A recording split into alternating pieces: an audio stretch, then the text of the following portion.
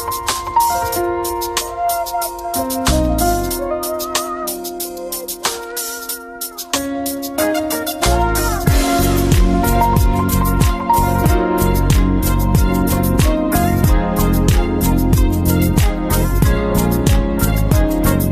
lot of Warrior fans are upset with the Warriors organization because Steph Curry basically has no help. He's basically dropping 38 points and they still can't win the game. He basically dropped 48 points with 12 threes and they still cannot find a way to win the game. And in my opinion, I know why I feel like they don't win any games. And obviously, Warrior fans, they've even sent an angry email that got leaked. But firstly, they don't have any bigs. They don't have a big who's going to go down low. They don't have a big who's going to rebound the basketball. They don't have a big who will do the biggest. And here's what happened with the Golden State Warriors and why they've gone downhill. They don't have bigs who complement Steph Curry. Let me explain this. They've had Kevin Looney.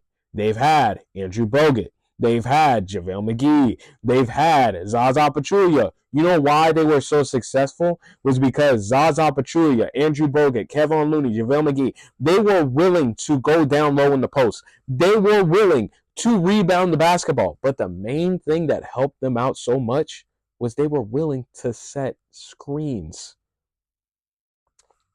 They set screens for Steph Curry to get separation from his defender.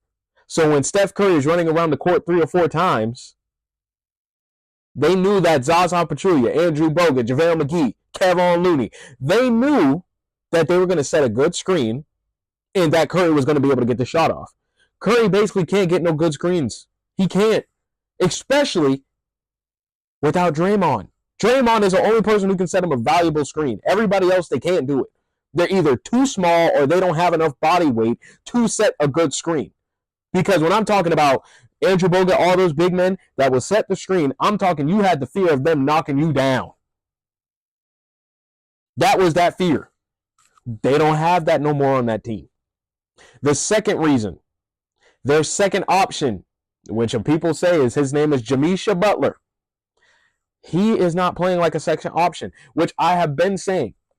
Because I will put that video. Make sure you check that video out of Jimmy Butler whenever he requested a trade from the Miami Heat. I Ben said it. I said Jimmy Butler is not playing for championship aspirations. I said Jimmy Butler is playing for the biggest bag, and I ain't talking about T. I'm talking about he wants to play for a team that gives him the biggest money. Because if Utah Jazz or the Washington Wizards was to say, Jimmy Butler, we're going to give you $200 million, he would have been over there saying that was the greatest organization of all time. Any athlete that says they want to win 9 times out of 10, they don't want to win with rings. They want to win financially. Trust me. I knew Jimmy Butler was not going to do what the Warrior fans thought he was going to do. He's not going to play for championship aspirations. He's going to play for money. Even when he gave that whole I lost my joy speech. No, you didn't. You just lost your joy because you weren't getting paid. That's simply it. Because when he was requesting a trade from Miami Heat, he was acting like they were terrible. Miami was not terrible. And I can go in a whole conversation about that. They were not bad. Trust me. They were not bad. People just think, oh, he didn't have a star. They were automatically bad. No, they were good. They were good. Trust me. They were good. But Jimmy Butler is not playing like a second option. He's playing like he should be the 5th option on the team. He plays like a role player. He's just playing because of the money. And that's what people won't comprehend. But I've said it. I literally said it. So check out that Jimmy Butler video. I'm serious. Check it out. The third reason why I think they're not doing anything. Steph Curry has no help outside. He has no help. If Steph Curry is not scoring, who else is going to score the ball? Brandon Podziemski is not scoring. Jonathan Kuminga has not done anything. Buddy Hield ain't did nothing. Draymond, he doesn't look to score anymore like he did back in the day. Who's going to score? Who's going to score the ball outside of Steph Curry? That is the problem. The Warriors threw away their whole future because of what? Think about it. The reason why the Warriors were so successful was because they had big men who were willing to set screens for Steph Curry and get them open shots. And the second reason was because they had players who were scoring options outside of Steph Curry. Like they've had the Kevin Durant's, they've had the Klay Thompsons, they had the Jordan Pooles, they've had the Andrew Wiggins, the Andre Iguodala's. They've had other players that could hit the ball in the hoop. They could get that ball in the hoop outside of Steph Curry. This team now, outside of Steph Curry, nobody can put the ball in the hoop. That is why the Warriors are not doing good. Nobody outside of Steph Curry. And people can say, what about Draymond? Draymond don't put the ball in the hoop like he did, like this was 2016, 2017. He don't put that ball in the hoop no more. His job is to defend, rebound, and pass. That is his job. And the fourth reason is because of the coach. And I've said this before to my homeboy.